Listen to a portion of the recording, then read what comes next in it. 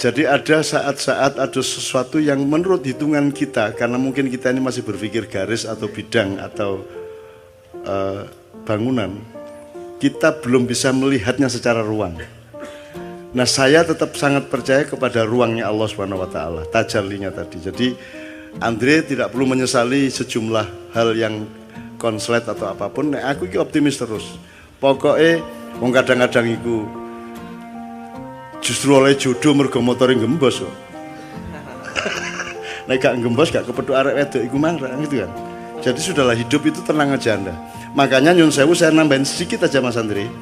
Saya nurusin yang Kanjeng Lokojoyo tadi, Raden Sahid Sunan Kalijogo tadi. Jadi kita harus mengepung sejarah dan masa depan ini dengan semua faktor. Kesadaran mengenai perubahan-perubahan nilainya termasuk konstitusi. Bahkan kesadaran terhadap sebenarnya yang penjajahan itu yang kapan? Penjajahan yang sekarang itu jenis keberapa? Ya, kecanggihannya seperti apa? Jadi misalnya autopilot gini Gus. Anda kasih sabu-sabu 2 kali 3 kali, besok sudah nggak perlu dipilotin lagi, nyabu sendiri. Nah, kita itu di bidang politik, psikologi, budaya itu sudah nggak perlu di remote sama Israel, sama Amerika, sama siapapun, udah hancur-hancur sendiri.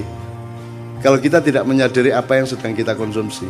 Nah, Anda tahu bahwa Indonesia ini dirusak dengan dividi et impera, ya, itu melalui begitu banyak dimensi, pendidikan, media, undang-undang, ya, terus, semua, hampir semua, prinsip, cara beragama, ya. Bahkan sekarang mulai ada yang menyebut bukan wahai saudara-saudaraku kaum muslimin wa muslimat, tapi saudara-saudaraku muawiyin wa muawiyat.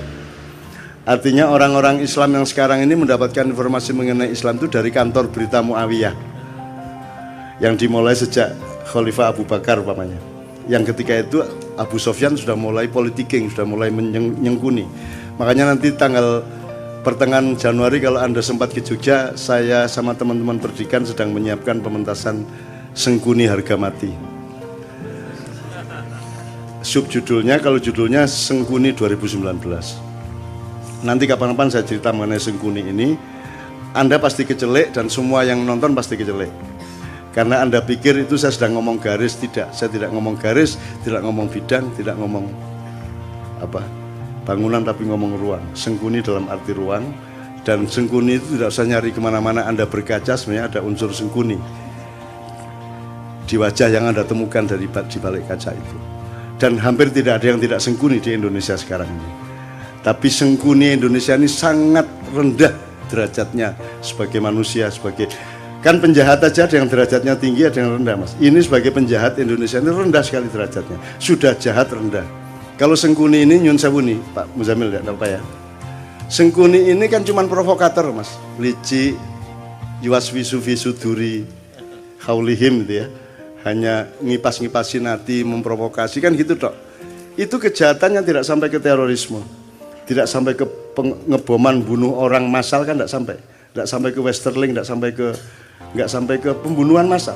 Sengkuni itu hanya seorang provokator, hanya seorang yang abal-abal aja. Itu dahsyat, menurut saya sangat tinggi kepribadiannya Sengkuni itu karena melihat sejarahnya Sengkuni. Sengkuni itu singkat kata, karena suatu hal, seluruh keluarganya, bapak, ibunya, dan saudaranya 100 orang dipenjara oleh Prabu Destoroto yang mengawini kakaknya Sengkuni, ya. Dan setiap orang yang dipenjara dari 102 orang itu hanya dikasih sebutir nasi untuk makan sehari.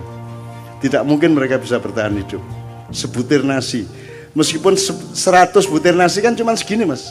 Untuk makan satu orang juga tidak kenyang, tidak akan bisa bertahan hidup. Maka singkat kata mereka berdiskusi, bapaknya ambil keputusan dan disetujui bahwa di antara 101 orang ini, 102 seharusnya, tapi yang satu kan jadi permaisurinya raja yang menghukum itu, yang wajahnya ditutup sepanjang hidupnya untuk protes kepada nasibnya dan seterusnya.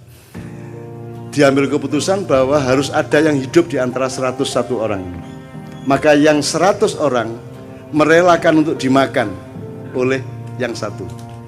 Jadi Sengkuni itu bertahun-tahun kerjanya adalah makan saudaranya.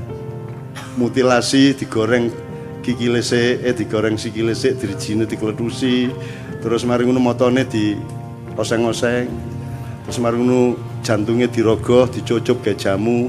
Pokoknya sekian tahun dia di penjara, dia makan adik-adiknya sebanyak 98 orang dan bapak ibunya sebanyak 2 orang.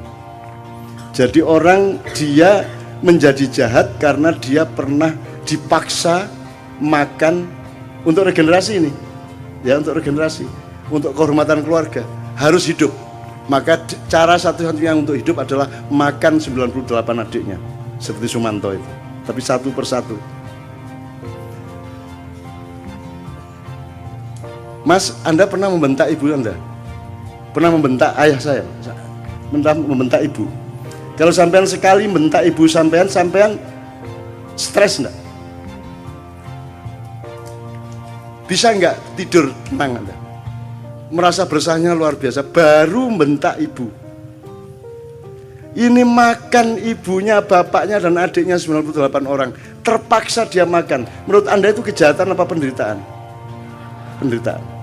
Dan orang yang menderita harus makan saudaranya sendiri segitu banyak dan bapak ibunya. Kemudian hanya menjadi seorang provokator, hanya menjadi seorang yang licik. Itu hebat enggak dia? Seharusnya Sengkuni menjadi teroris besar. Dia bunuh semua orang. Betul enggak? Harusnya dia obrak-abrik itu Astinapura, Indraprasta dan semuanya.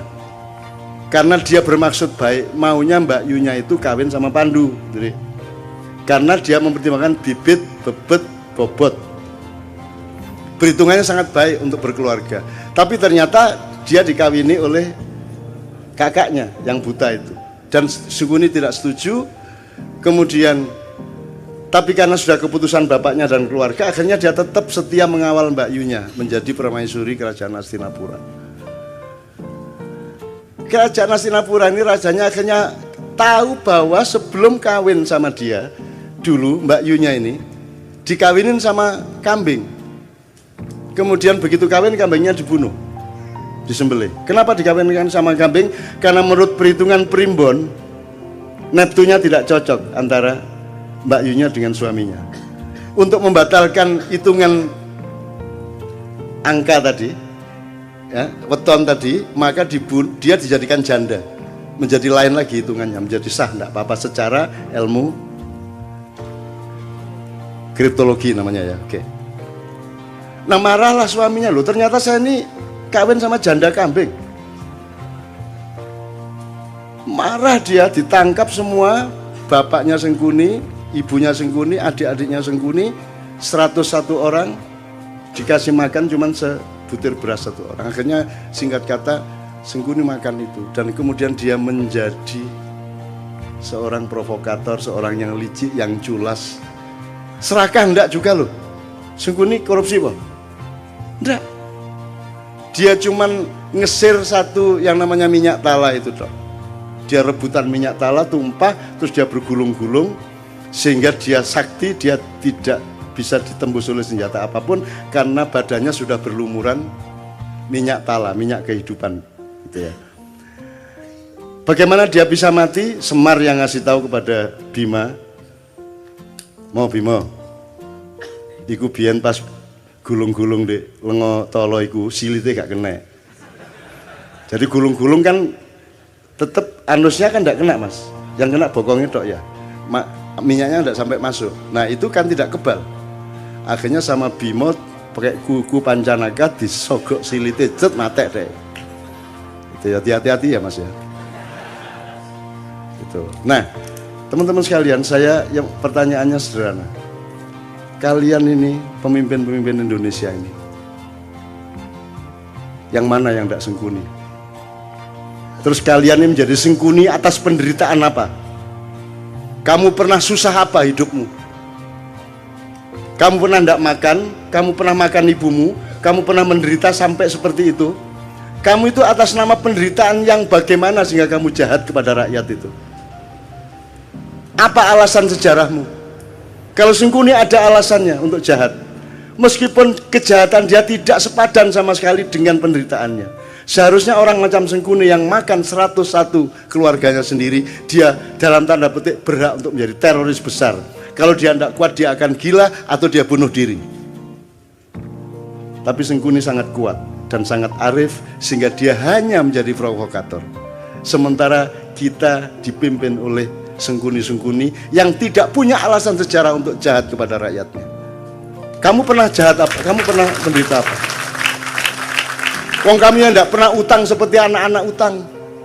Kamu tidak pernah kredit seperti mereka. Kamu lancar-lancar saja kok. Ya toh? Kamu juga anak orang yang tidak miskin, cukup kaya sehingga kamu bisa nyalon kok. Urusanmu sama uang-uang besar. Atas nama apa kamu jahat kepada rakyatmu? Apa alasan sejarahmu? Dijawab dulu. Sengkuni tapi itu loh Mas, jadi pentasnya itu soal itu. Ini apa toh? Allah mengatakan Allah tidak menyukai kata-kata yang diperjelas kejelekannya, ya. Apa? La yuhibbullahu al-jahra bisu'i minal qaul. Itu ya terjemahannya. Ya, terjemahannya. La yuhibbullahu al-jahra bisu'i minal qauli illa man zulim.